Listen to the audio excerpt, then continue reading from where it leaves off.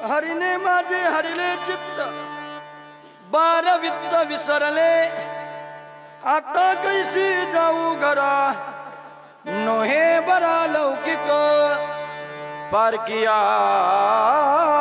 सांगता गोष्टी, घरची कुटी खातील, आता कैसी जाऊ घरा, नोहे बरा लौकिक, तुका मने निवांत राही, पाहिले पायी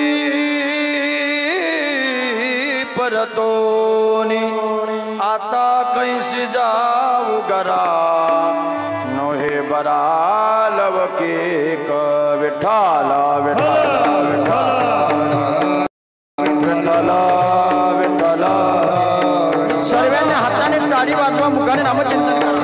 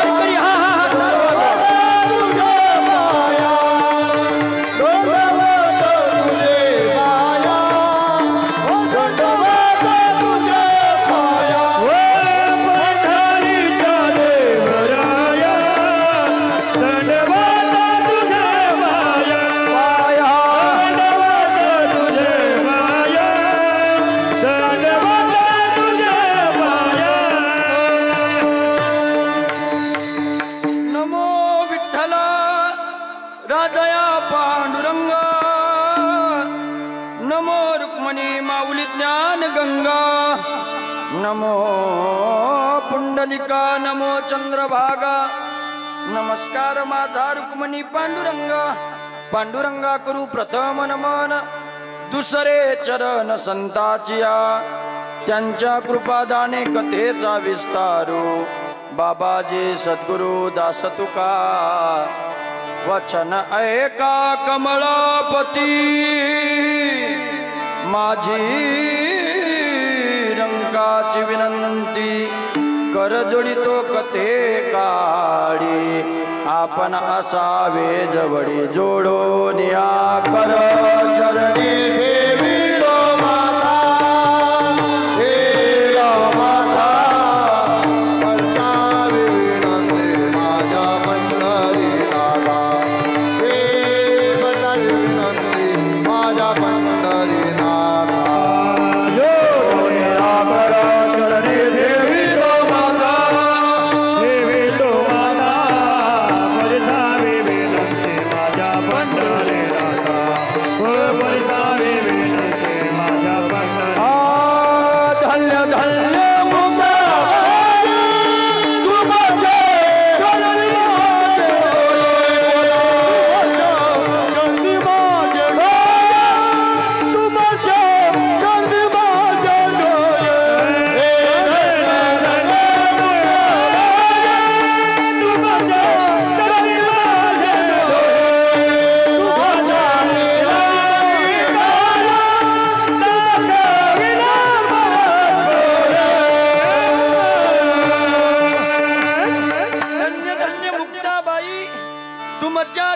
माझे डोई किंवा मस्तक हे पायावरी, त्या वारकरी संतांच्या हरिने माझे हरिले चित्त, बार वित्त विसरले, आता कैसी जाऊ घरा, नोहे बरा लौकिक प्रस्तुत. भगवत चरणारविंदी सेवा समर्पित करण्याकरिता किंवा तुम्हा सकल श्रोते जनांच्या समोर जो निरोपणाकरिता म्हणून दाखवलेला अभंग आहे, मला रिटर्न द्या. किंवा जी निरोपणाकरिता म्हणून दाखवलेली गौडन प्रकरणातील अभंग आहे, 4 चरणाची सुंदर अशी गौडन आहे. आणि आजच्या या अभंगाच्या माध्यमातून श्री संत जगद्गुरु तुकोबाराय ज्या गोकुळामधल्या ज्या गौडणी होत्या, त्या गौडणींच्या मनामधल्या यथार्थ वर्णन किंवा भगवान गोपाळ कृष्णाच्या भेटीकरिता त्या गौडणींच्या मनामध्ये जी व्यथा होती, ती व्यथा आजच्या या गौडणीच्या माध्यमातून महाराज प्रकट करतात. विठ्ठल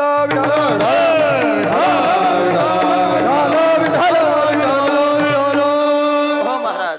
तसेच चिंतनावर बोलण्यापूर्वी अल्पसा परिहार दाचुतासा थोड्या मोठ्या साधू संतांच्या पदस्पर्शाने पुण्याने पावन झालेल्या आपल्या या ममुराबाद या नगरीमध्ये, त्यातल्या त्यात उमानगरामध्ये चालत असलेला आपला अखंड हरिनाम संकीर्तन सोहळा. आणि या सोहळ्यातील यंदाचं हे 2ऱ्या क्रमांकाची किंवा 2ऱ्या क्रमांकाचं वर्ष आहे. आणि या 2ऱ्या वर्षातील माझ्याकडे वाटेला आलेली ही सांगतीचं कीर्तन आहे, काल्याचं कीर्तन आहे. सप्ताह 8 दिवसाचा असो का महिन्याचा असो, स्वर द्या, सप्ताह 8 दिवसाचा असो का महिन्याचा असो, वारकरी संप्रदायामध्ये प्रामुख्याने सप्त्यातील 3 कीर्तनकार बांधलेले असतात. तुम्ही म्हणाल महाराज कशाने बांधलेले असतात? काही म्हणतील महाराज फेटे आणि उपरण्याने बांधलेले असतात का? नाही, फेटे आणि उपरण्याने तर प्रत्येक कीर्तनकार बांधलेला असतो. मात्र वारकरी संप्रदायामध्ये सप्ताह महिन्याचा असो का 8 दिवसाचा असो का 15 दिवसाचा असो, सप्त्यातील 3 कीर्तनकार प्रामुख्याने बांधलेले आहेत. कोणते कीर्तनकार आहे का? पहिला दिवसाचा कीर्तनकार, 7व्या दिवसाचा कीर्तनकार आणि 8व्या दिवसाचा कीर्तनकार, हे 3 कीर्तनकार प्रामुख्याने सप्त्यामध्ये बांधलेले असतात. मग महाराज कशाने बांधलेले असतात? तर वारकरी संप्रदायाने काहीतरी दंडक आणि नियम घालून दिलेत. त्या नियमाच्या माध्यमातून हे 3 कीर्तनकार बांधलेले असतात. मग महाराज हे 3 कीर्तनकार जर बांधलेले असतात, मग मधले कीर्तनकार 5 कीर्तनकार का मोकाट सुटलेले असतात का? तसं काय नाही बरं का. भक्ती ज्ञान विरहित गोष्टी न कराव्या, प्रेम भऱ्या वैराग्याच्या युक्ती विवराव्या. सकल संतांनी दंडक घालून दिलेत. कोणत्या ऐका? भक्ती सांगावं, ज्ञान सांगावं, वैराग्य सांगावं. हे 5 कीर्तनकारांनी भगवान परमात्म्याविषयी वर्णन करावं. मात्र पहिल्या दिवसाचा कीर्तनकार आणि 7व्या दिवसाचा कीर्तनकार, या दोघींपैकी सुद्धा 8व्या दिवसाचा जो कीर्तनकार आहे, त्याला भला मोठा नियम सांगून दिला. कोणता नियम? 8व्या दिवसाचं कीर्तन म्हणजे हे सांगतीचं कीर्तन असतं, काल्याचं कीर्तन असतं. आणि काल्याच्या कीर्तनातलं दंडक आहे महाराज. जिथपर्यंत मंदिराचं काम चालू आहे, कुठपर्यंत पूर्ण आहे? जिथपर्यंत मंदिराचा कळस चढवला जात नाही, तिथपर्यंत मंदिराचं काम अपूर्ण आहे. त्याचप्रमाणे जिथपर्यंत सप्त्याचं काल्याचं कीर्तन होत नाही, तिथपर्यंत सप्ताह अपूर्ण राहतो. विठ्ठल विठ्ठल विठ्ठल विठ्ठल विठ्ठल. आणि आज हे आपल्या सांगतेचं कीर्तन आहे, काल्याचं कीर्तन आहे.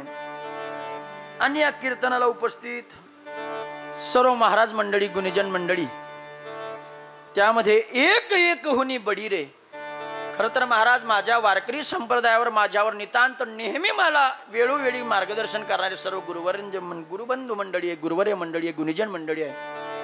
त्यामध्ये हार्मोनियमची ज्यांची साथ आहे, संगीत विशारद आमचे पितृतुल्य भागवत नाना वागटुकीकर आहेत, नाना आहेत. स्वर भास्कर आमचे गुरुवर्य हरिभक्तपरायण, आम्ही ज्यांना नेहमी हृदयामध्ये स्थान दिलेलं आहे.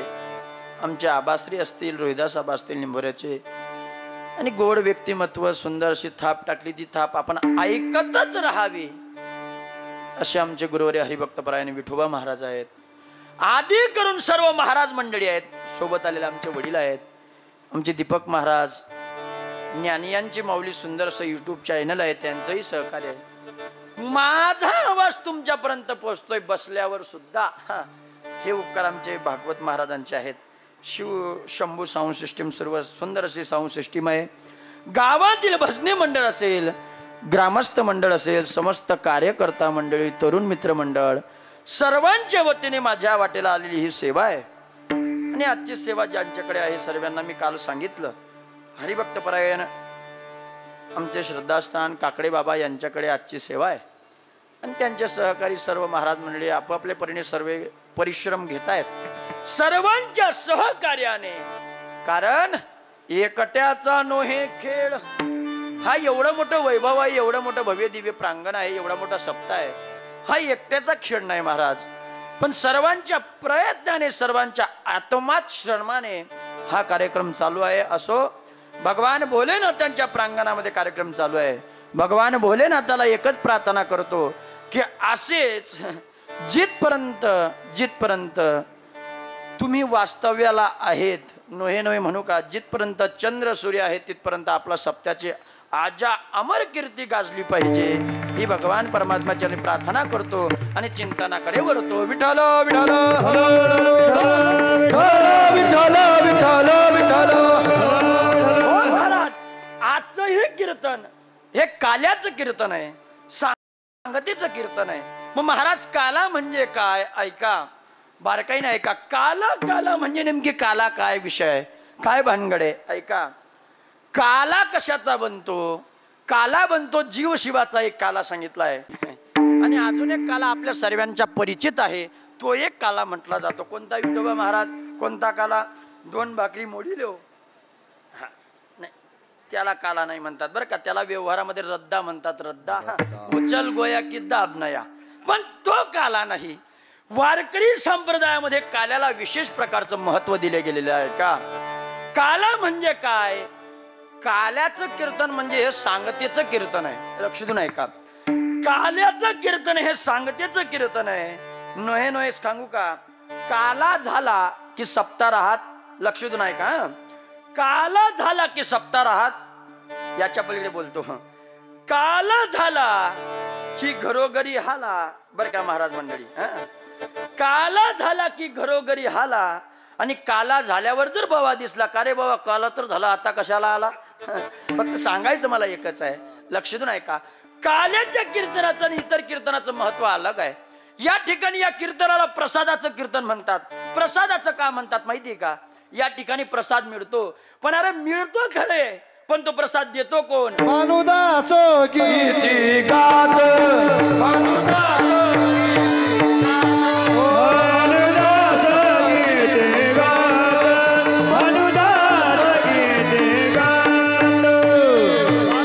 पंढरीनाथ प्रसाद देतो, पंढरीनाथ दही भात, घरे घरे दही भात, प्रसाद देतो पंढरीनाथ, प्रसाद देतो पंढरीनाथ.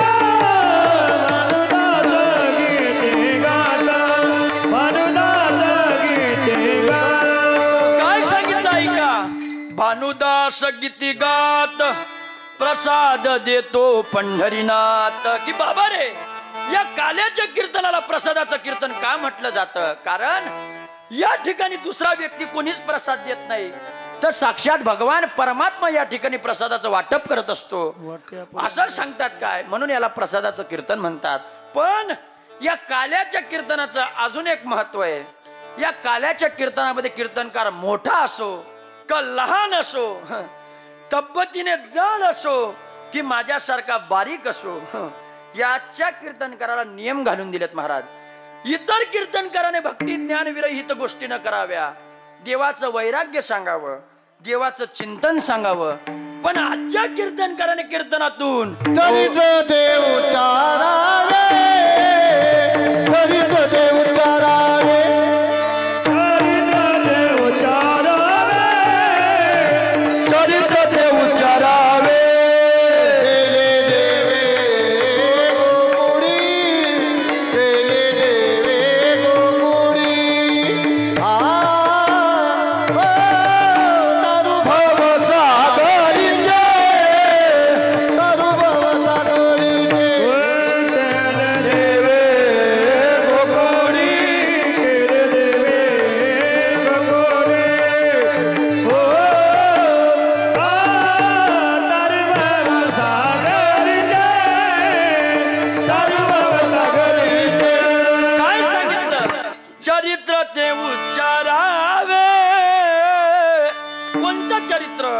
केले देवे गोकुडी. जे भगवान कृष्णाच्या चरित्र उच्चारण करायला सांगितलं महाराज, पण कुठलं चरित्र? तर केले देवे गोकुडी. ज्या गोकुळामध्ये भगवान परमात्म्याने जे चरित्र केलं त्या चरित्राचं उच्चारण आजच्या या कीर्तनामध्ये करावं लागतं. पण महाराज, चरित्र उच्चारावे, फक्त उच्चारावे बर का, आचरावे नाही. कारण आचरण करण्यासाठी भगवान प्रभू रामाचं चरित्र सांगितलं. लक्षात नाही का?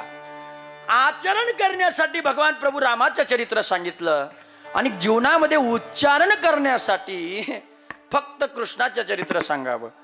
का उच्चारण करावं, आचरावे का नाही? का फक्त उच्चारावे? असं म्हणतात की त्याने 16,108 नारी केल्या. किती केल्या? 16,108 नारी. आपल्याला एकच भारी सांगायचं, मला एकच आहे, म्हणून त्याचं चरित्र उच्चारावे. एवढं सांगू का? याच्या पलीकडे सांगू का? काहींच्या बुद्धीला पटणार नाही. पण महाराज, 16,108 बायका केल्यावर सुद्धा तुका म्हणे नटधारी भोग भोगोनी ब्रह्मचारी.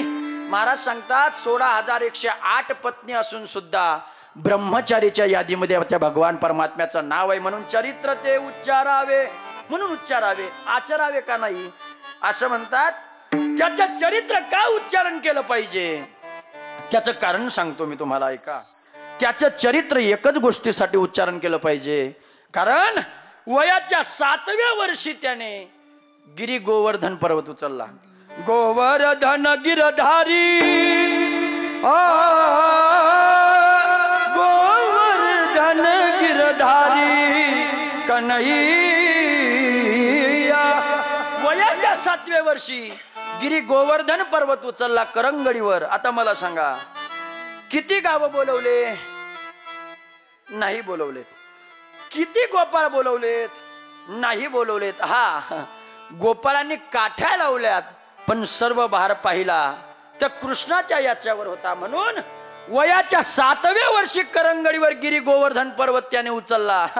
आपल्याकडनं व्यवहारामध्ये 50 किलोचं ढेपचं पोतं उचललं जात नाही. तात्या तिकडून धरा, इकडून घ्या, मी मध्ये घुसतो, माझ्या अंगावर पोत द्या. एका तात्याच्या हातून पोट सटकलं, हा पालतान त्याच्या छातीवर पोत. म्हणे काय झालं? म्हणे सुटून गेलं. मला सांगा, व्यवहारामध्ये 50 किलोचं ढेपचं पोतं आपल्याकडनं उचललं जात नाही. त्याने वयाच्या 7व्या वर्षी गिरी गोवर्धन पर्वत उचलला. म्हणून चरित्र ते उच्चारावे, आचरणात आणू नये महाराज. मग काय चरित्र केलं देवाने? गोकुळामध्ये अनेक प्रकारचे चरित्र देवाने केलं, पण ते पुढे पाहणारच आहोत. असा या वारकरी संप्रदायाचा काल्याच्या कीर्तनाचा दंडक आहे. आणि या दंडकाप्रमाणे आज जी सेवेसाठी निवडलेली गवडण आहे अगदी सोपी आहे. मित्र म्हणतो, भाऊसाहेब 90% लोकांची ही गवडण पाठातली असली पाहिजे बरं का. 90%, हा म्हणजे मला दिसले म्हणजे बरं आहे. वा वा, 90% लोकांची पाठातली असली पाहिजे. नाही जरी पाठ असली, निदान कानपाठ. हॅलो, कानपाठ. कानपाठ म्हणजे कानाकडे पाठ नाही बरं का, कानावरून गेलेली अशी 4 चरणाची सुंदर अशी गवडण आहे. काय म्हणतात महाराज, ऐका. हरिने माझे हरिले चित्त, बारवित्त विसरले. महाराज या गवडणीच्या माध्यमातून ज्या गोकुळामध्ये गवडणी होत्या त्या गवडणींच्या मनामधल्या व्यथा प्रगट करतात. किती गवडणी होतात? असं म्हणतात गोकुळामध्ये 1,00,000 गवडणी होत्यात. 1,00,000. कोणत्या कोणत्या? ऐका. 1,00,000 गवडणीमध्ये सर्वात जास्त जी संख्या होती ती सुनांची होती. 2 नंबरची संख्या ज्यांची होती ती सासूवांची होती. आणि 3 नंबरची जी संख्या होती ती लेकींची होती बर का. सर्वात जास्त गवडणी गोकुळामध्ये होत्या, पण जास्त गवडणी सुनांची संख्या होती. पण त्या सुना ज्या होत्या महाराज, सुना होत्या, असं वेदात वर्णन आहे, ते श्रोना नाही तर वेदातल्या एक गवडणी ही एक वेदातली श्रुती होती, असं वर्णन गोकुळा पुराणामध्ये आहे. ते श्रुतीच्या स्वरूपात, गवडणीच्या स्वरूपात प्रगट झाल्यात. पण कशासाठी प्रगट झाल्यात? एकच जीवनामध्ये आलसा होती. माझा कृष्ण भेटवा बाई ग, माझा कृष्ण भेटवा बाई ग, माझा कृष्ण भेटवा बाई, माझा कृष्ण भेटवा बाई, माझा कृष्ण भेटवा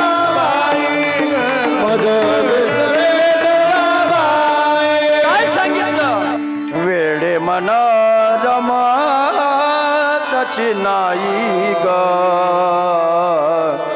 कशासाठी माझा कृष्ण भेटवा बाई ग त्या गौरणींच्या मनामध्ये एकच लालसा होती की आपल्याला कृष्ण भेटला पाहिजे भगवान परमात्म्याची प्राप्ती आपल्या जीवनामध्ये झाली पाहिजे ही सुनांच्या मनामधली लालसा होती पण महाराज सांगू का देवाची भेट झाली पाहिजे म्हणे हो कुठं आहे देव गावात राहतो पण डायरेक्ट जाऊ शकत नाही का सासू सासऱ्यांचा धाक होता महाराज पूर्वीच्या सुना होत्या बरं का सुना होत्या सुना म्हणजे जे सासू सासऱ्यांचं सुनत होते ते सुना होत्या पूर्वी बघा तुम्ही आमच्या जुन्या आजीबाईंना विचारा तुम्ही आजही पूर्वी त्यांना टेन्शन राहायचं लग्न जुडल्यावर की आपल्याला सासर नेमकी कसं भेटतं कसं काय नाही हे त्यांना टेन्शन राहायचं आता सुनांना टेन्शन नाही राहिलं आता सासू सासऱ्यांना टेन्शन राहिलं ते सासू सासऱ्यांना टेन्शन नेमके असं आलं की नेमकी येणारं वारावादन चांगलं आहे का खराब आहे काय माहिती पण तसं नाही पूर्वीच्या सुना होत्या महाराज सासू सासऱ्यांचा आदर होता ओलांडू शकत नव्हते ऐका सुना ह्या परतंत्र होत्या सासू हे स्वतंत्र होत्या आणि लेकी हे परतंत्र नाही आणि स्वतंत्र सुद्धा लेकी नाही होत्या ऐका सुन्या परतंत्र होत्या परतंत्र म्हणजे सासू सासरे जे सांगतील तेच आपण ऐकावं पण काय करावं जन्म तर घेतला देवाच्या भेटीसाठी देव भेटला पाहिजे याच्यासाठी आपण जन्म घेतला मग विचार केला देवा अरे तुझ्यासाठी जन्म घेतला आम्ही घेतला अरे गावात राहतो पण तुझ्याकडे येता येत नाही अरे वारंवार नको वारंवार देऊ नको अरे देवाच्या स्वर्गाचा त्याग केला वैकुंठाचा त्याग केला आणि या मृत्यू लोकांमध्ये तुझ्या भेटीकरिता आम्ही जन्म घेतला अरे वारंवार नको एकचदा कानया रे कानया रे कानया रे जगजेठी कानया रे मोरा करायला याला विपुल काही ऐका द्या कानया रे देई भेटी एक वेळा देई भेटी एक वेळा देई भेटी एक वेळा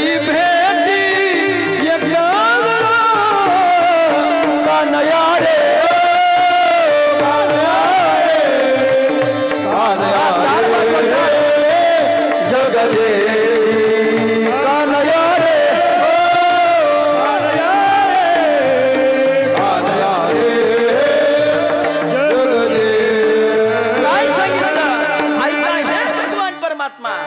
रे वारंवार नको देई भेटी एक वेळा देई भेटी एक वेळा देई भेटी एक वेळा कानया रे कानया रे कानया रे जगजेठी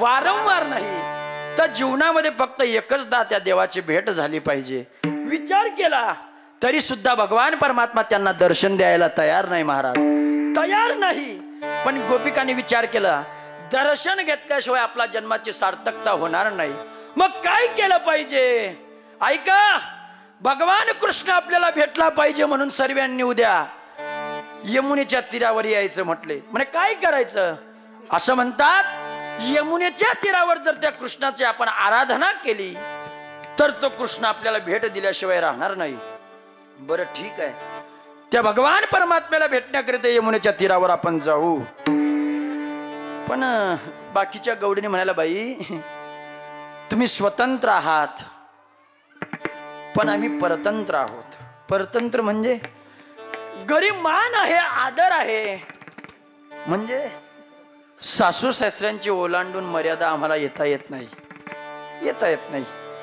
पण एक गवडण म्हणाली बघा कृष्णाची भेट व्हावी असे वाटत असेल तर यमुनेच्या तीरावर तुम्हाला यावंच लागेल तरच कृष्ण भेटल्याशिवाय राहील नाही तर भेटणार नाही बरं ठीक आहे किती वाजता यायचं उद्या 10 वाजता या यमुनेच्या तीरावर बरं ठीक आहे जाऊ म्हटले यमुनेच्या तीरावर सकाळ झाली बाकीच्या गवडीने यमुनेच्या तीरावर निघून गेलेत पण यमुनेच्या तीरावर गेल्यानंतर काही गवळींना जाता येत नव्हतं. पण मात्र देवाची भेट झाली पाहिजे, त्याचा जन्मच आपला जन्माचा उपयोग नाही देवाची भेट झाली नाही तर. म्हणजे मग एक गवळणी चॅप्टर होती महाराज, चॅप्टर होती बरं का बापूसाहेब, माझ्यासारखी का म्हणता नाही कीर्तनापुरता पण म्हणा, चॅप्टर होती. तिने विचार केला देव भेटण्याकरिता आपल्याला जायचं आहे. म्हणजे मग काय करावं, सासू आहे आत्याबाई आहे, त्यांना सोडून त्यांच्या आज्ञेच्या पलीकडे आपल्याला जाता येत नाही. 10 वाजेची वेळ दिली देव भेटण्याकरिता. मग काय करावं काय करावं. तिने काय केलं, घरात पाणी जितके बी माठात पाणी भरले होते, ओलांडणे भरला माठ, सांगितलं सर्व माठ सोडून टाकले, फोटले महाराज माठ, बाकीचे ओलांडून टाकले, सांडून टाकलेत. आणि माठ सांडल्यानंतर सासूबाईने सांगते, सासूबाई म्हटलं काय झालं, घरात पाण्याचा पत्ता नाही. तेवढ्यात आत्याबाई म्हटलं का ग तुला लाज नाही वाटत. म्हटलं काय झालं, अगं घरात पाण्याचा पत्ता नाही. मग समजतो आता मला सांगते, जर घरी पाहुणे मंडळी आलेत त्यांना जर पाणी मिळालं नाही ते आपले काय नाव घेतील. मला सांगते काही वाटत नाही की तुला जा पाणी घेण्यासाठी. तेवढ्यात त्या गोपिकेने विचार केला, तो भगवान परमात्मा आहे, तो देईल भेटे तर अर्धा तासात देईल, 15 तासात देईल, सांगता येत नाही, त्याची गॅरंटी 10 तासात देईल. मग काय करावं, उपाशीपोटी ही जाता येणार नाही. म्हणजे मग तेजस महाराज सारखी कचोरी पण आपण काही खाल्ली नाही.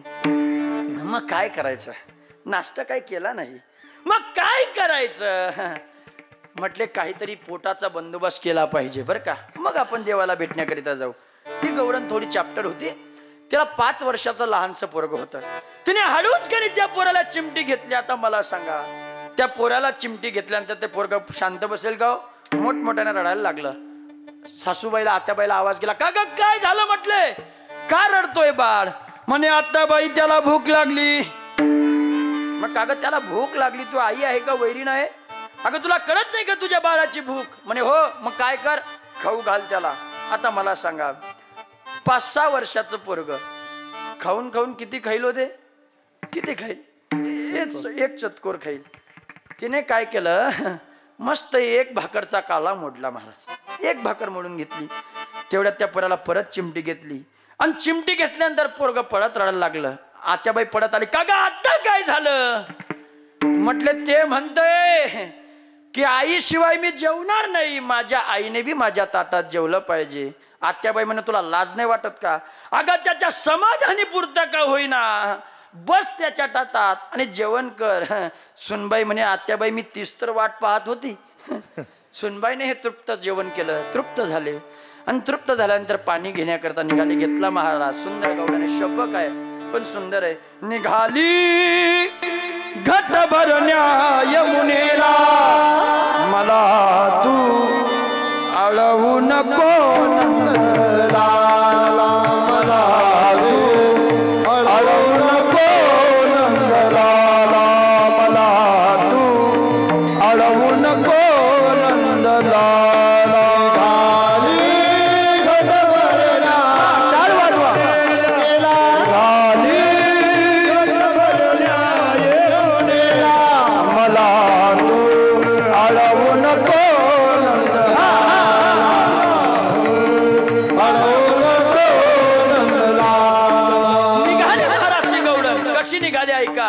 निघाली निघाली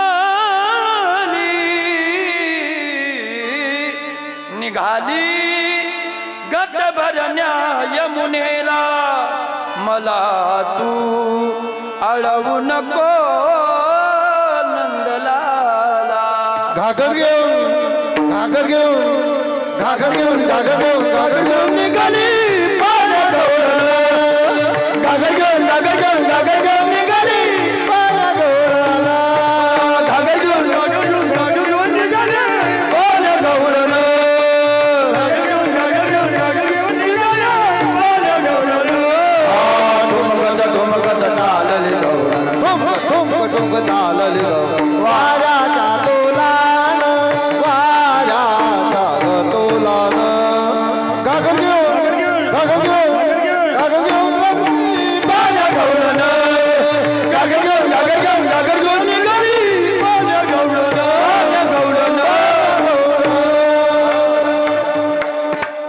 धन्यवाद बरं का आबा. आनंद वाटतो महाराज बरं का. आनंद या गोष्टीचा आहे. जुनं ते कधीही सोनं आहे. फक्त शब्द निघाला हो पण प्रमाण दिलं महाराजांनी अगदी योग्य आहे. आणि जुनं ते सोनं किती पहा महाराज. व्यवहारिक क्षेत्र असो का पारमार्थिक क्षेत्र असो प्रत्येक क्षेत्रामध्ये जुनं ते कधी सोनं आहे. कसं आहे मी नेहमी करता सांगत असतो माझ्या कीर्तनातून कसं सोनं आहे का. पुरुष मंडळी लवकर उत्तर द्या मला. तुम्ही मोटरसायकल वापरता का? हॅलो तुम्ही असे बसले मला वाटतं जसे बस सर्वेच्या सर्व ब्रह्मचारी येऊन बसले तुम्ही इथं. बोलत चाला ना. मोटरसायकल वापरता का? नाही वापरतात. बजाज कंपनीचं 2010चं मॉडेल वापरा आणि त्याच बजाज कंपनीचं 2015चं पुढचं मॉडेल वापरा. जास्त ॲव्हरेज कोणती गाडी देईन बाबाजी? 2010चं. याच्यातही तसंच आहे महाराज. तसं म्हणजे आमच्यासारखे कितीही नवीन मॉडेल निघू द्या खरी ॲव्हरेजच्या गाड्या या आहेत. ज्यांना समजलं त्यांना धन्यवाद. ज्यांना नाही समजलं त्यांनी महाप्रसाद घेतल्याशिवाय जाऊ नये का बरं का. खरं पाहिलं व्यवहारामध्ये जुनं ते कधी सोनं आहे पण आनंद आहे महाराज. योग्य प्रमाण दिलं आमच्या आबांनी. नाही तर कधी कधी आबा असा वैताग येतो गावाचं नाव सांगत नाही मी कॅमेरा चालू आहे नाही तर कोणाचं येईल कुठं गुतल असतं कोण रिकामी उपाधी करीन. असंच कायलाचा प्रसंग होता. सडा समर्थनचा विषय सांगत होतो मी. सडाचा नाव काढला आणि एका बाबाने अशी आरडू ठोकली वा कोणी टाक सडा. त्या बाबाला म्हटलं पहिले तुम्ही घरी जाऊन भाग्याचे लक्षण आमच्या कलाकार मंडळीमध्ये आहे. हो महाराज आज कीर्तन करतो यात नवल नाही. आम्ही त्याच्याकरिता प्रयत्न केलेत. असो गोड गवडण आहे. कशी निघाली गवडण?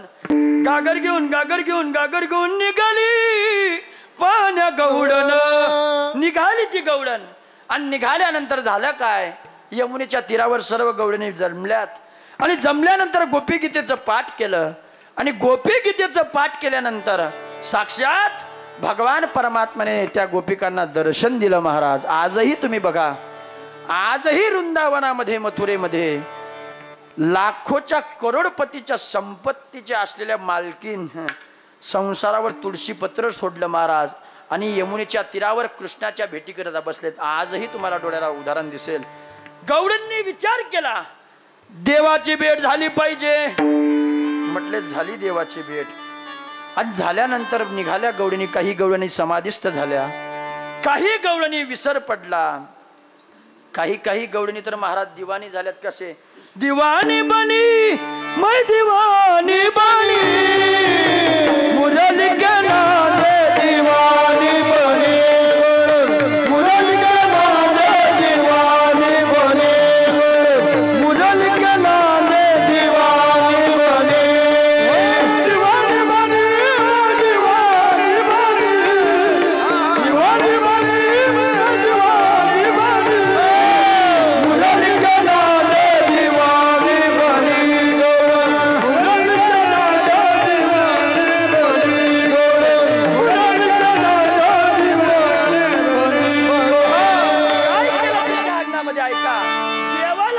नाले मुरली के नाले दिवानी बनी. दिवाणी झाली. अहो दिवाणी नाही याच्या पलीकडे सांगू का पागल झाली. पागल काय केलं? गायका बछड़ा मैसो को छोड़ा बैल का दूध छोड़ा. काय केलं? दिवाणी झाली महाराज. ती पागल झाली. काही गवळणी वेड्या झाल्या. काही गवळणीने देह सोडलं महाराज. पण मात्र काय झालं माहितीये का? घरी सासू सासरे आहेत. संसार आहे. निघालेत घराकडे जाण्याकरिता. एक वयस्कर आजी तिकडनं गवळण्याच्या स्वरूपात येत होती. सांगितलं का ग बाई मला थोडा उशीर झाला. म्हटली उशीर म्हणे मग पाहिला का तुम्ही देवाला? अहो पाहिला नाही पाहिला सावळा देखिए नंदाचा सावळा देखिए नंदाचा सावळा देखिए नंदाचा देखिए नंदाचा देखिए नंदाचा सावळा देखिए नंदाचा तेरे आनंदाचा पूरा तेरे आनंदाचा पूरा तेरे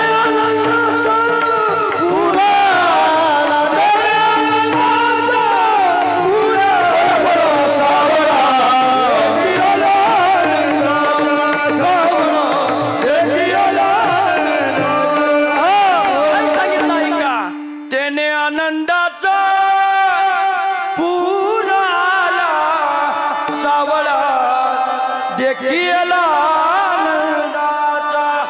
पाहिलं म्हटलं त्या नंदाच्या नंदनाला मी पाहिलं.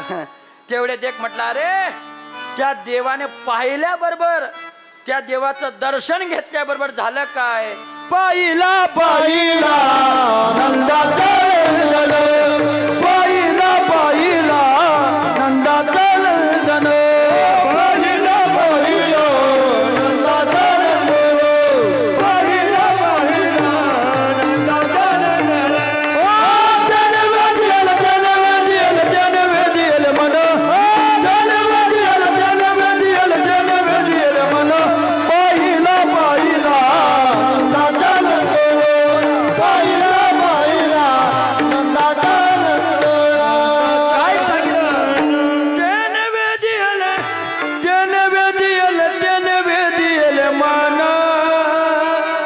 पाहिला पाहिला नंदाचा नंदन. देवाला पाहिलं महाराज. अहो पाहिल्याबरोबर नव्हे नाही एक गवळीने म्हटले देवाला पाहिलंच नाही त्याचा ध्वनी सुद्धा ऐकला. ऐकून वेणूचा नाद त्या भगवान परमात्म्याची बासरी ऐकली. झालं काय. लागला नामाचा छंद ऐकून वेणूचा नाद. देवाला पाहिलं भगवान परमात्म्याचा वेणू ऐकला महाराज. अरे नोहे नोहे तेवढ्यात ते गौडनी विचारलं. ती गवळणी विचारला आणि खरं सांगू का ती दुसरी कोणी नाही होती. ती गवळणी साक्षात जगद्गुरु तुकोबारांच्या स्वरूपात तिथं आलेली गवळण होती. सांगितलं पाहिलं का देवाला. अहो पाहिलं घेतलं त्याचं दर्शन. मग त्याचं दर्शन झाल्यानंतर तुमच्या जीवनामध्ये काही बदल झाला का. ती गवळण म्हटली त्या परमात्म्याचं दर्शन झालं आणि त्या परमात्म्याचं दर्शन झाल्याबरोबर त्याने माझं चित्ताचं हरण केलं. अभंगाच्या हरिने माझ हरिने चित्त, हरिने माझ हरिने चित्त, हरिने माझ हरिने चित्त, हरिने माझ हरिने चित्त, हरिने माझ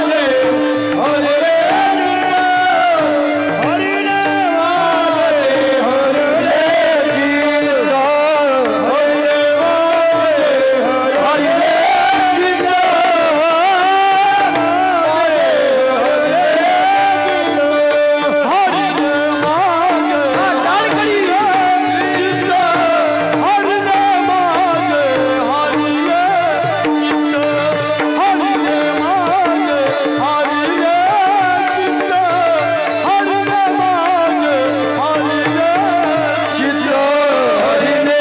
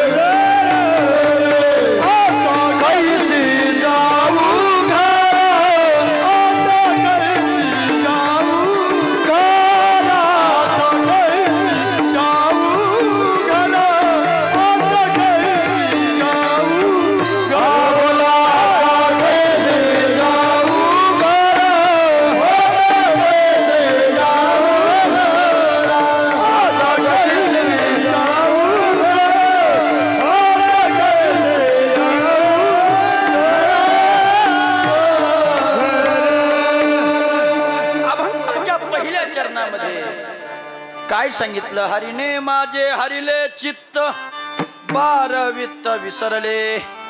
जगद्गुरु तुकोबाराने ते गवळीनीला भेटलेत आणि भेटल्यानंतर त्या गवळीनीच्या व्यथा मांडून घेतल्या. सांगितलं का ग देवाचं दर्शन झालं का.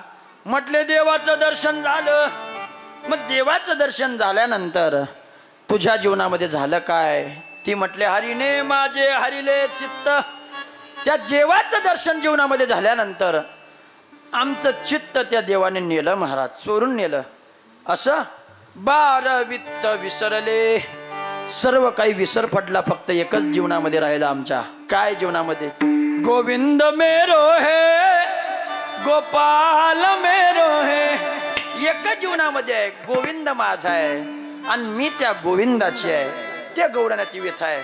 तेव्हा एका गवळणीचा व्यवहार होता. घरी गाई म्हशी होत्यात. त्या गवळणीचा रोजचा नियम होता की दही दूध घ्यायचं आणि मथुरेच्या बाजारामध्ये निघायचं आणि दही दूध विकण्याकरिता निघाली. आणि ती गवळण दही दूध डोक्यावर घेतल्यानंतर मथुरेत गेली आणि दही दूध विकण्याकरिता निघाली. पण काय म्हणते? गोविंद घ्या कोणी दामोदर घ्या रे, गोविंद घ्या कोणी दामोदर घ्या रे. तव नव हसती मथुरेच्या गे, तव नव हसती मथुरेच्या गे. गोविंद घ्या कोणी दामोदर घ्या रे, गोविंद घ्या कोणी दामोदर घ्या रे. काय झालं ऐका? तव तव हसती मथुरेच्या गे. कशासाठी हसतायत? गोविंद घ्या कोणी दामोदर घ्या गे. हसतायत महाराज गवळणी. डोक्यावर दही दूध आहे आणि काय आरोडे मारतात? गोविंद घ्या गोविंद, दामोदर घ्या दामोदर. तेवढ्या ठिकाणी हात धरला आणि सांगितलं का ग? म्हटले 1 रुपये कमी करण्याचा. हात धरला आणि हात धरल्यानंतर झालं काय? काका काय विकण्याकरिता आली? म्हटले दही दूध आहे. म्हणे मग दही दूध आहे, मग कशाची आरोडी मारते? दही दुधाची आरोडी मार ना.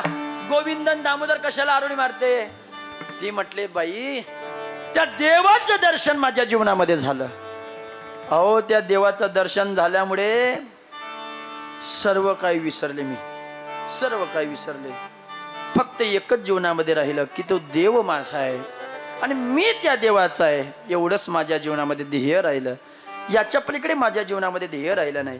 मग ती बाईने सांगितलं बरं एवढंच आहे ना, मग एक काम कर, सर्व काही सोडून दे. संसारामध्ये तुझं मन लागत नाही. एक काम कर, आता तू जिकडून आली तिकडे जा, जा तुझ्या घरी आणि देवाची याचना कर. तेवढ्यात ती गवळण म्हटली त्या देवाच्या दर्शनामुळे मी घरची वाट विसरली. अभंगाच्या दुसऱ्या. आता कैसी जाऊ घरा, आता कैसी जाऊ घरा, आता कैसी जाऊ घरा, आता कैसी जाऊ घरा, आता कैसी जाऊ घरा, आता कैसी जाऊ घरा.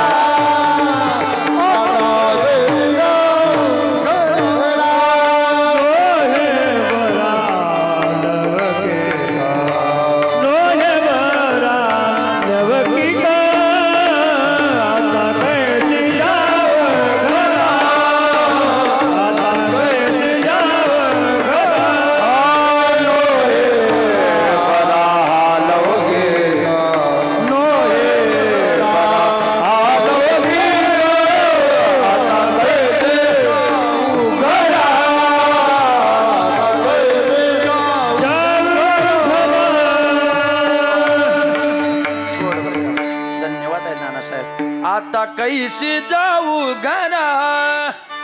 ती म्हटली जाता येत नाही का? नो हे बरा लौकिक.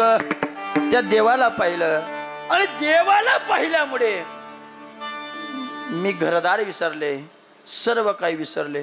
मैं भूली घर जाने बाद, मैं भूली घर जाने बाद, गोरस बेचने आई हार, गोरस बेचने आई हार. काना रे मनमोहन ला, काना रे मनमोहन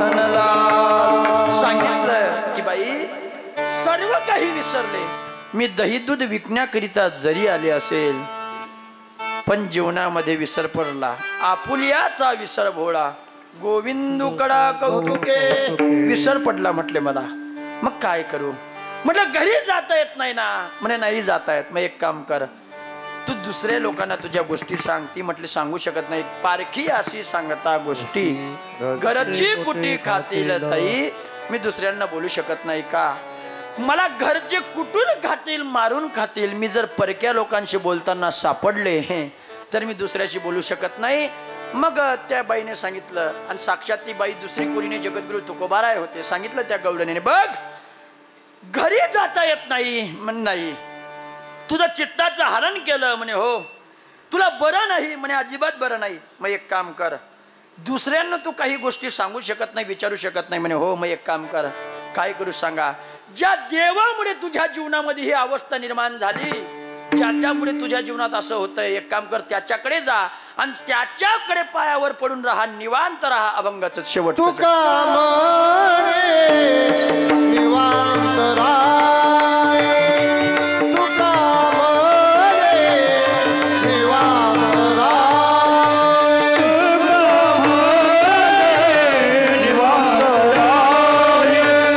तुका म्हणे निवांत राय, तुका म्हणे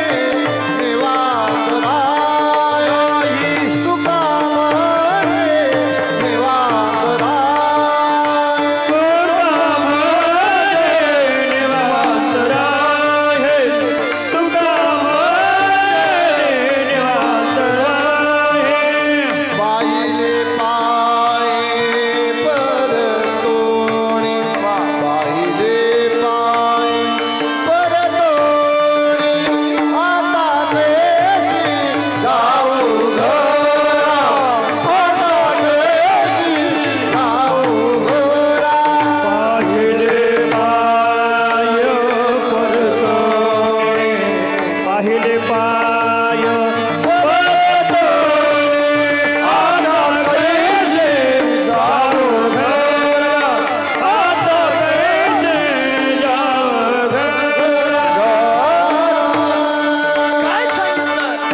म्हणे निवांत परतून सांगितलं की बघ, ज्या देवामुळे तुझ्या जीवनामध्ये ही अवस्था निर्माण झाली, एक काम कर, त्या देवाकडेच जा आणि त्याच्या चरणावर निवांत पडून राहा. तुझं जीवनाचं सार्थक झाल्याशिवाय राहणार नाही. असो. बघता बघता चारी चरणांचा सरळ सरळ भावार्थ पाहण्याचा प्रयत्न केला. पुढे 15-20 मिनिटं, अर्धा तास आपल्याकडे शिल्लक आहे. त्या 15-20 अर्धा तासामध्ये आपल्याला भगवान परमात्म्याचं चरित्र बघायचं आहे. तत्पूर्वी सर्वांनी आडस मोकळा करा. जे झोपले असते त्यांना जागे करा. उठा म्हणा, महाराज पेढे वाटतायत म्हणा, उठा म्हणा. सर्वांनी आडस मोकळा करा. जे हाताने टाळी मुखाने नामचिंतन करणार नाही, हा बस, जे हाताने टाळी मुखाने नामचिंतन करणार नाही त्यांना त्यांच्या शेजारी बसणाऱ्याची शपथ आहे. म्हणजे आता तुम्ही बोटो टोचून सांगा की करजदारने शपथ टाकेली म्हणा, मी भजन करावं नाही तर तू मरशील, तू करावं तर मी मरसू. त्याच्यापेक्षा सर्वांनी आडस मोकळा करा. मोठ्या प्रेमाने, मोठ्या उत्साहाने भगवान परमात्म्याचं नामचिंतन. विठोबा रखुमाई, विठोबा रखुमाई, विठोबा रखुमाई,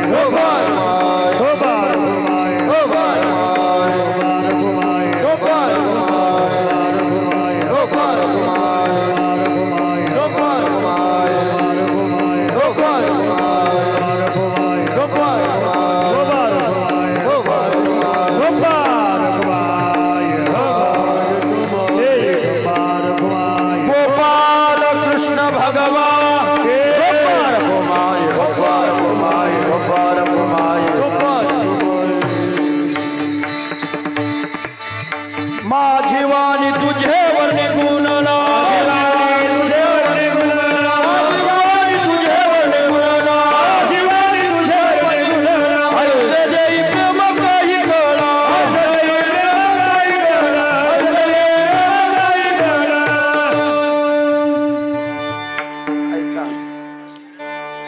शाही चरणाचा सरळ सरळ भावार्थ आपण पाहण्याचा प्रयत्न केला.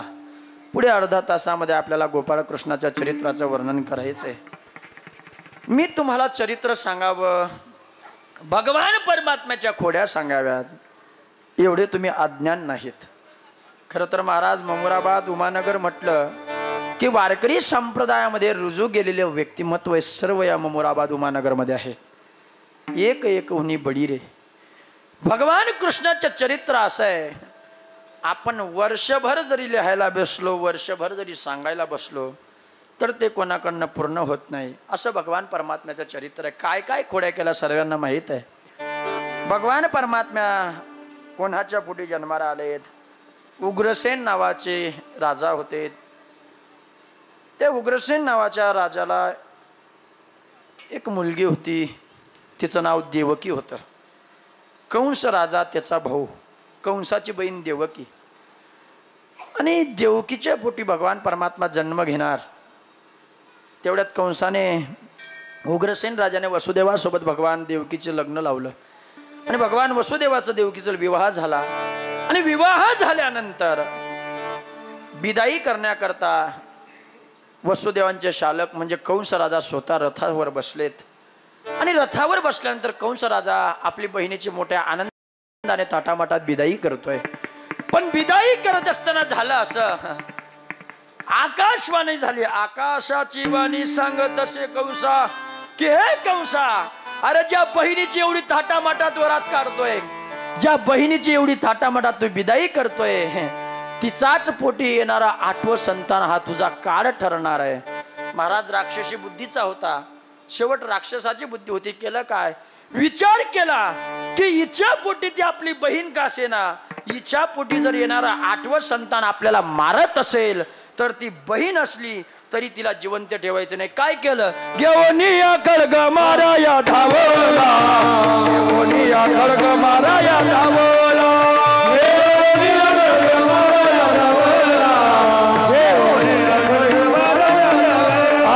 हात तो धरिला वसुदेवे, हात तो धरिला वसुदेवे,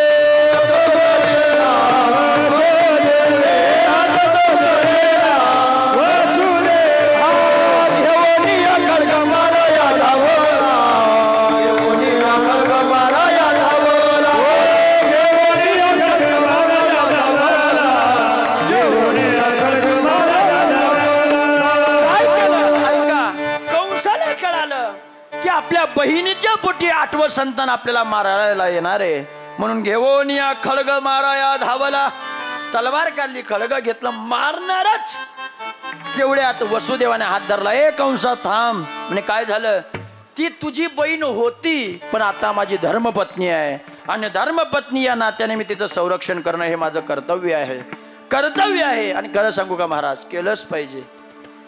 जी पत्नी घरादाराचा त्याग करून, आई वडिलांचा त्याग करून आपला विश्वास ठेवून आपल्याकडे येते, मग त्या पत्नीला वागणूक आपण कशी दिली पाहिजे आपण ठरवा.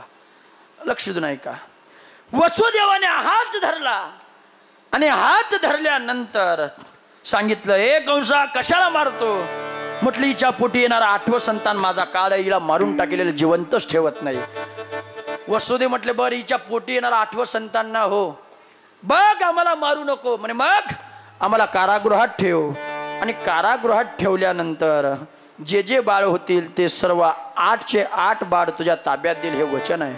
वसुदेव देवकींना कारागृहात ठेवलं आणि कारागृहात ठेवल्यानंतर पहिला मुलगा झाला. वसुदेवाने कंस राजाच्या हातात समर्पित केला. विचार केला कंसाने, 8वा जन्माला येणार आहे तो मारणार आहे. म्हणे हो, मग या पहिल्याने आपलं काय केलंय. पण तेवढ्यात पुण्य सारा वया भेटे देव ऋषी. हे कंसा वेळा झाला का. म्हणे काय झालं. म्हटलं सोडतो या बाळाला, सोडू नको. म्हणे का, तो देव आहे. मग देव 8वा येणार आहे तो मारणार आहे. अरे वेळा झाला का, तो देव आहे. म्हणजे देव म्हणजे कसा, अरे त्याच्या मनात आलं तर तो पुढून नंबर लाईन आणि त्याच्या मनात आलं तर खालून नंबर लाईन. म्हणजे कसं काय? पुढून मोज बरं 1 2 3 4 5 6 7 8 आणि खालून मोज 8 7 6 5 4 3 2 1. म्हटले जमलं तर खालून वरती येईल नाही तर वरतून खाली येईल. म्हणजे मग एकही सोडू नको. 6ही बालक कंसाने मारले महाराज. आणि मारल्यानंतर 7वा योग मायाचा गर्भ अदृश्य झाला. रोहिणीच्या गर्भामध्ये तो गेला आणि गेल्यानंतर भगवान परमात्म्यात जन्म घेणार. जन्म घेतल्याबरोबर घेणार असं म्हटल्याबरोबर अष्टमीची रात्र आहे, रोहिणी नक्षत्र आहे. रात्रीचे 12 वाजलेत आणि 12 वाजता भगवान वसुदेवाच्या उदरी किंवा भगवान आई साहेब देवकीच्या उदरी ठीक रोहिणी नक्षत्रामध्ये अष्टमीची रात्र 12 वाजेला भगवान गोपाळ कृष्णाचा जन्म झाला. गोपाळ कृष्ण भगवान कृष्णाचा जन्म झाला. 8 वर्षाची मूर्ती प्रगट झाली. वसुदेवाने हात जोडले, देवा अरे तू आम्हाला वचन दिल्याप्रमाणे आमच्या पोटी जन्म घेतला, पण 8 वर्षाची मूर्ती म्हणे हो. कोणी म्हणेल का तुला आमचा पोरगा असं? म्हणे नाही. म्हणे मग लहान हो. लहान झाला देव. मग तुम्ही म्हणणार चालू जन्माला आलेला बाळ लहान होतं? 100% होतं. 100% होतं. जसं वय नसताना आपण 65 वर्षाची होऊ शकतो. ज्यांना समजलं त्यांना धन्यवाद, ज्यांना नाही समजलं त्यांनी प्रसाद घेतल्याशिवाय जाऊ नये. ऐका, जसं नानासाहेब अर्ध तिकीट नसताना सुद्धा आपण अर्ध करू शकतो, मग तसं देव मोठा वरले झाल्यावर लहान होऊ शकतो. 100% होऊ शकतो. देव लहान झाले आणि लहान झाल्यानंतर सांगितलं, मी तर तुम्हाला काय जास्त बोलत नाही, सर्वांना कथाभाग माहीत आहे. देवाचा जन्म झाला आणि जन्म झाल्यानंतर देव वसुदेवाने सुपात घेतलं आणि देवाचा जन्म कुठं झाला माहिती तुम्हाला? कुठं झाला? देवाचा जन्म अमेरिकेत झाला. आणि चुकलं का काही? नाही चुकलं. हा ऐका, कारागृहामध्ये देवाचा जन्म झाला आणि सांगितलं बाबा नाही गोकुळाला माझ्या, नाही गोकुळाला, नाही गोकुळाला माझ्या, नाही गोकुळाला,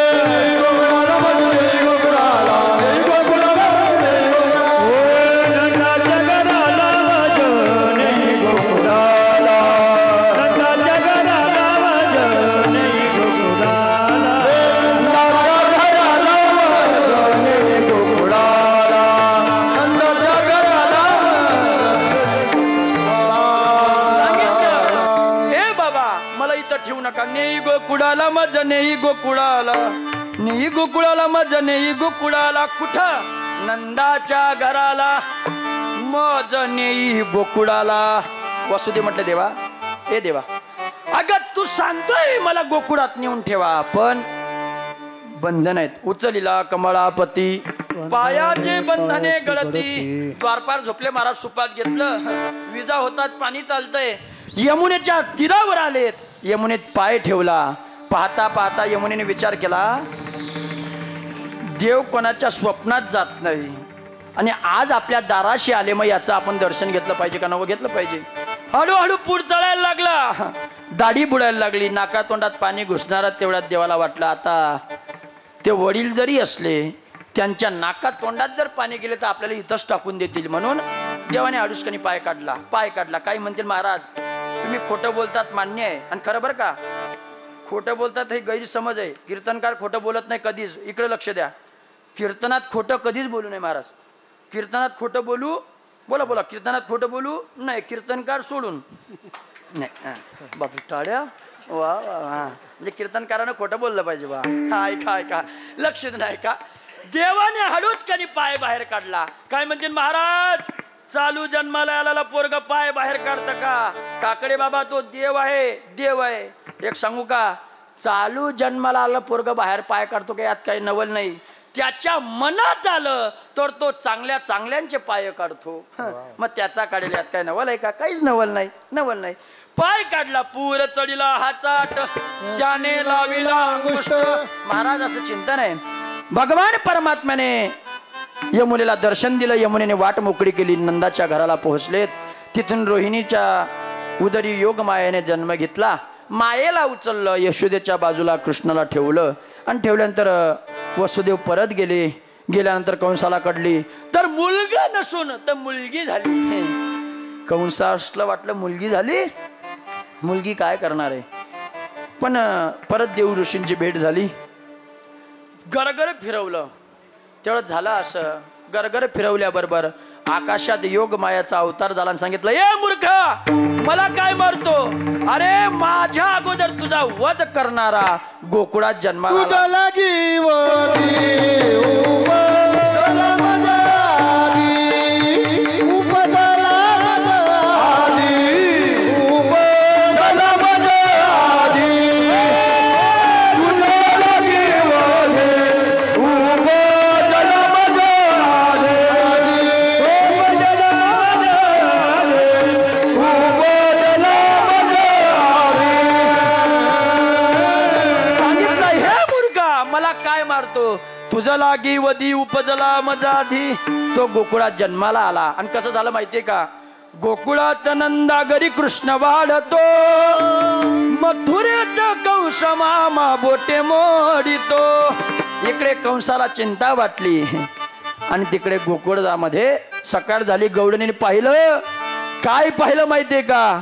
आपल्या यशोदे मातेच्या शेजारी एक बाळ पहुडलेलं आहे. पाहिलं, परत आली बाहेर.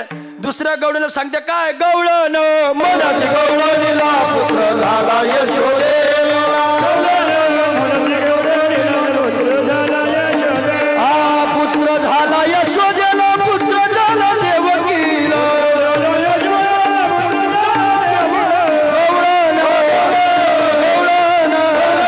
मनात गवळणीला पुत्र झाला यशोदेला.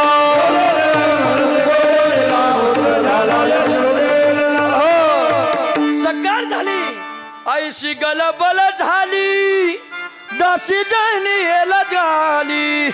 जिकडे तिकडे महाराज सांगतात की आनंद उत्सव होतोय.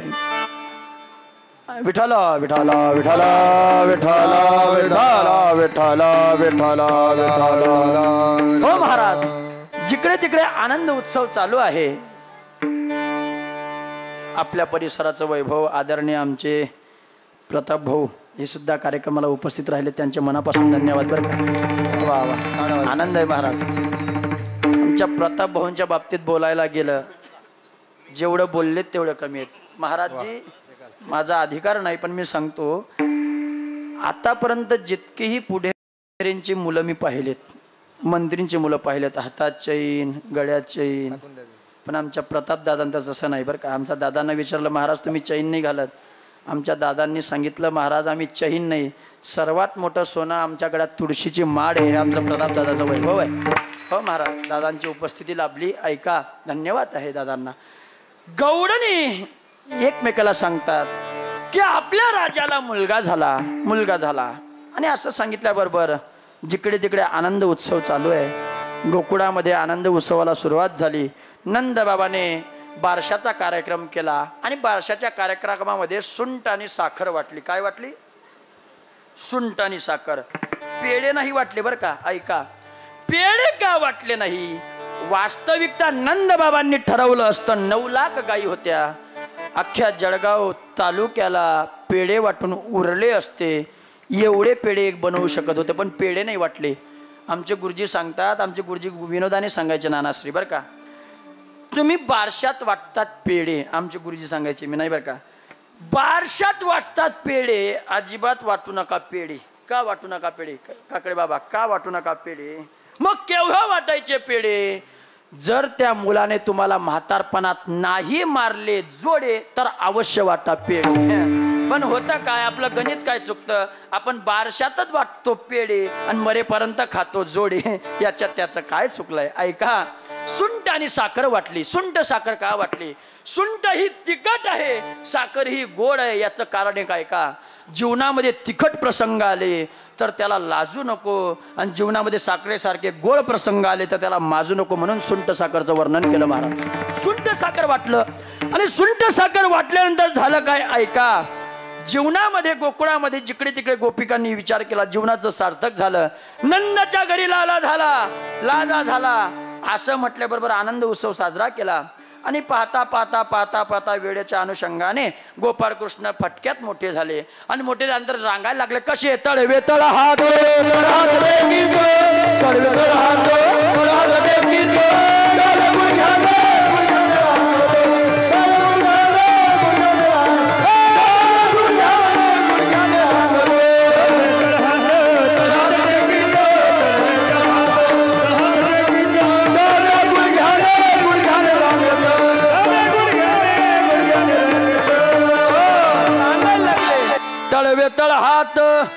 तळहात टेकीत डाव्या गुडघ्याने रांगत रांगायला लागले.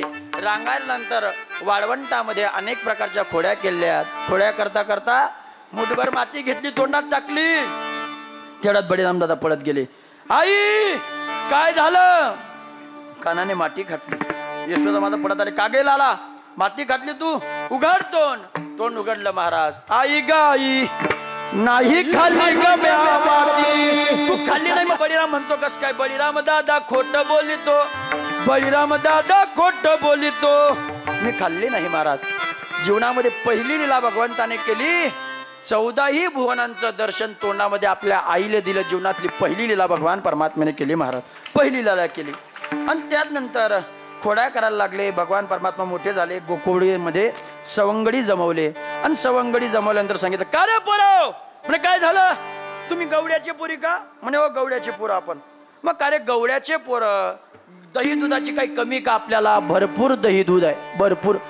मग भरपूर दही दूध असल्यावर सुद्धा, घरची डेअरी असल्यावर सुद्धा तुमच्या ढेऱ्या कशा उतरायला लागल्यात रे? असे काय झाले? तुम्ही हात अगरबत्ती पाय मेणबत्ती कसं काय झाले? झालं काय? तेवढ्यात गोपाळाने सांगितलं देवा, ए देवा. म्हणे काय? अरे आमच्या घरचा माल डेअरीला जातो म्हणून आमच्या डेऱ्या उतरायला लागल्या.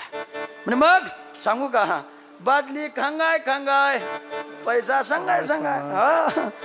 देवा घरचा माल राक्षस ताजे होतात म्हटले. मग देवा असं म्हटले आपला हक्काचा माल आपल्याला भेटत नाही.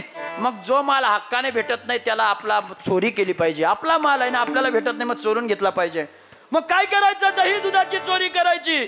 बरं ठरल्याप्रमाणे चोरी करायची. पेंद्यामध्ये देवा सांग कुऱ्हाडी आणू, तलवारी आणू, बंदूक आणू, काय आणू सांग. तसली चोरी आपल्याला करायची नाही. म्हणजे मग काय करायचं? ऐका, बारीक वस्त्र गाडलेली माती आणा, बारीक खडे आणा, लांब लांब काठ्या आणा. बोकरू करतात का तुम्हाला? बोकरू त्याला 3 काठे असतात. कितीही पाय चुकवला तरी पायात घुसतात. म्हणे का रे देवा? काठ्या बंदुका तलवारांची चोरी ऐकली. ही चोरीच्या भानगडीत काही पडलो नाही. एवढं कशासाठी? बघा आपण घरामध्ये प्रवेश करू. घरामध्ये प्रवेश केल्यानंतर होईल काय? शिंक वरती असतील, माठ वरती असतील, ते भरलेलं आहे का खाली? त्याला खडे मारायचे. टन्न आवाज आला की खाली आहे, आणि धब्ब आवाज आला की भरलेलं आहे. समजायचं खाली माठाला हात लावायचं नाही, भरलेला माठ सोडायचं. लक्ष देऊन आहे का? खाली माठाला हात लावायचं नाही, भरलेलं सोडायचं नाही. कशाने भरलेलं आहे का? जे भोडेपणाने जे खाली माठ आहे त्याला देव पाहत नाही, पण जे अहंकाराने भरलेलं माठ आहे त्याला फोडल्याशिवाय देव राहत नाही महाराज. सांगितलं, चेक केलं, माठ भरलेला आहे. बरं मग बरं खडे त्याचा उपयोग झाला. माठ वरती आहेत, काठी मारायची, शिंक तोडायचं आणि दही दूध घ्यायचं. दही दूध खाता खाता गवडीने जागे झाल्यात तर म्हणे बघ ऐका, ही माती त्यांच्या डोळ्यात फेकून द्यायची. त्यांच्या डोळ्यात माती फेकली रे फेकली, ते डोळे सोडत नाही. तेवढ्यात आपण आपली इकडे ईदगाव गाठता येईल. पेंड्या मोठा आगाव होता माझ्यासारखा. पेंड्या म्हणे देवा त्या चष्मा लावून आल्या तर. देव म्हणे ऐका, त्या चष्मा जरी लावून आल्या मग काय करायचं? जे बोकरू आणले त्यांच्या पायात फेकून द्यायचे. ते पायातले बोकरू काढत नाही. तेवढ्यात नेल्याने इकडे जळगाव तरी. देव म्हणे पेंड्या ए देवा. म्हणे काय झालं? त्या जर चप्पल घाली उन्हात तर. देव म्हणे भाऊ तू आढेच मर, काय येऊ नको, इथंच राहतो. तेवढ्यात ठरल्याप्रमाणे चोरी करण्याकरता निघालेत. दावत सांगतो, चोरी करता करता साण्याजवळ पोहोचलेत. गोपाल मोठमोठे, सानं लहान. देवा खाली कसं जायचं? देव म्हणे मी मंत्र शिकलो, डोळे बंद करा, खाली जाऊ. डोळे बंद केले का? केले बंद. 1 2 3 सर्व गोपाल खाली आले. दहीदूत आनंद लुटतायत. पण पेंद्या मोठा आगाव होता. दहीदूत खाता खाता पेंद्याचा मडक्याला लात लागली. मडका गडबडलं, गवळणी जागे झाल्यात. पेंद्यामध्ये देवा गवळणी जागे झाल्यात, वाचव वाचव. देव म्हणे भाऊ आपल्या खाली यावाना मंत्र माहिती, वरती जावाना माहित नाही. देव म्हणे बाबा. पेंड्या म्हणे देवा गवळणी जागे झाल्यात, 7-12चा बोजा आपल्याकडनं वसूल करतील ते. म्हणे मग. देव म्हणे एक काम करा, जसं आपण खाली आलो तो मंत्र उलटा म्हणून घेऊ. गेलो तो गेलो. करा डोळे बंद. केले का? केले का? केले का? 3 दिंड्या का विचारलं? कारण त्या गोपाळांमध्ये एक गोपाळ मोठा चॅप्टर होता पेंद्या नावाचा. सर्वांनी डोळे बंद केले.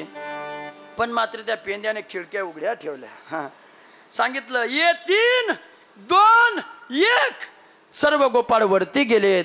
पण मात्र ज्या पेंद्याने खिडक्या उघड्या ठेवल्या तो वरती गेला आणि खाली गेला आणि मध्येच साण्यात अटकला. हा गवळणीने पाहिलं हाच तो देड पाया दे दणका. हा पेंद्या म्हणे देवा वाचव वाचव.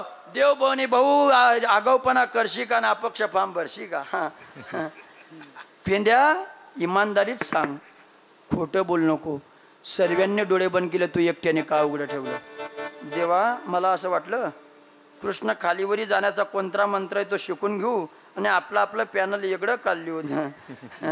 देव म्हटलं भाऊ कपट्यांचा पाटा पहिले मी पाडतो रे. ऐका अनेक प्रकारच्या चोऱ्या केल्यात आणि चोरी करता करता करता करता अनेक प्रकारचे लीला केल्यात. गवळीने गाराने घेऊन लागले यशोदे कृष्णाला सांगावे गोकुळी राहावे गाजावे. सांगितलं के यशोदे तुझ्या आलाला आवर त्याला. म्हणे काय आम्ही जाऊ गोकुळ सोडून. नाही तर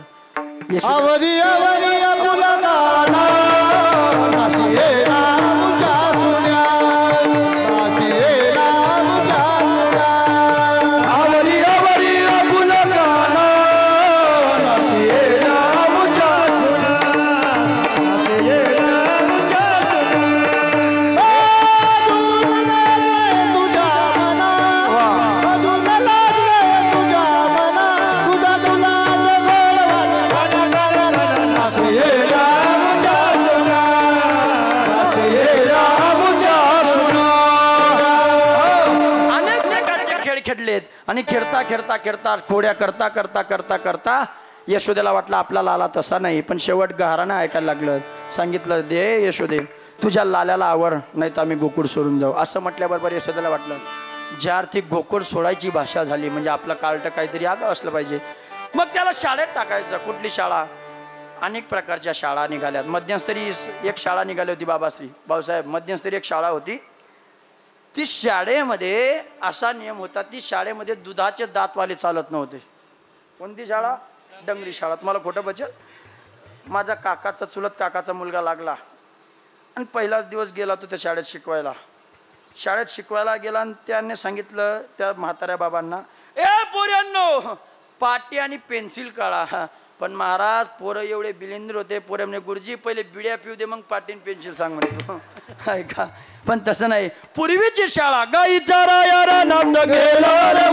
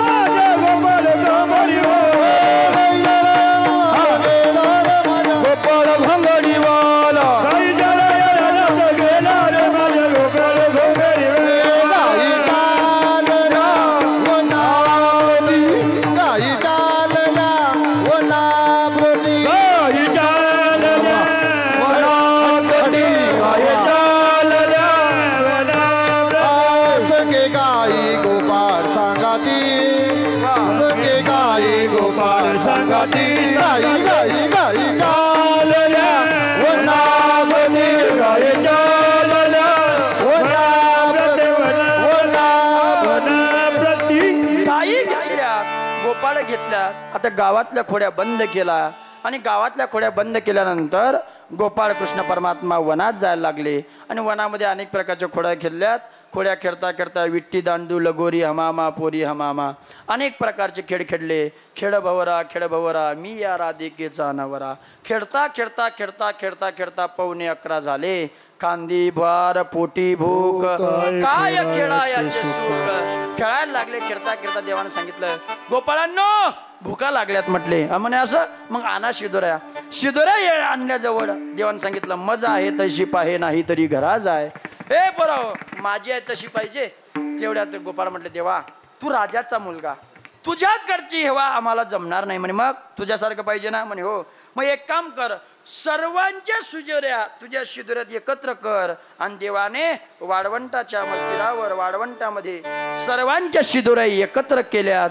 आणि एकत्र केल्यानंतर वाळवंटामध्ये द्वापार युगामध्ये देवाने पहिला काला केला. गोपाल कृष्ण भगवान हो काला सर्वांना प्रसाद दिला आणि सांगितलं हे पराओ म्हणे काय झालं ऐका. प्रसाद घेतला का? घेतला.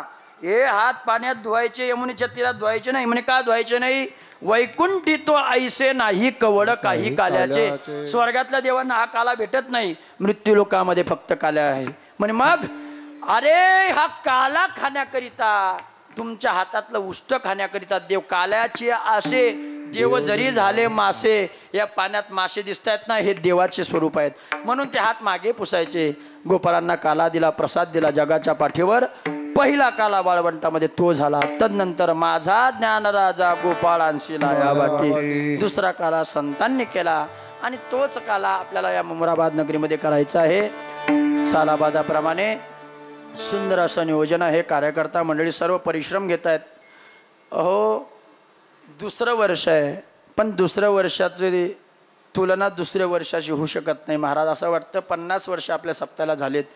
एवढं मोठं भव्य दिव्य नियोजन आहे. सर्वांचं सहकार्य सर्वजण आपापल्यापणे परिश्रम करतात.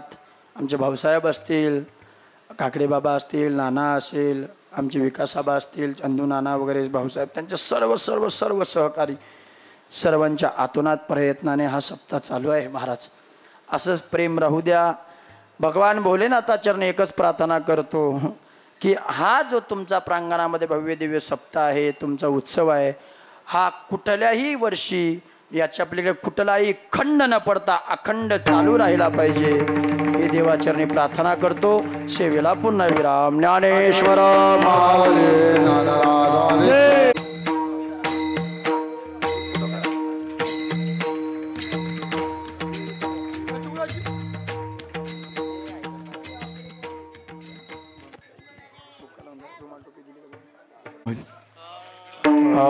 शिंकेला वेले दुरी होतो तिघाचे मेवरी वारे दोई कडे मुख पसरो निगडे त्या धारा घ्यारी दोहीच्या कोपरा वारे दोई कडे मुख पसरो निगडे म्हणे हाती ठोकाने दिवरो निधी एका वारे दोई कडे मुख पसरो निगडे धरला कृष्ण म्हणे अवघा जने प्रकार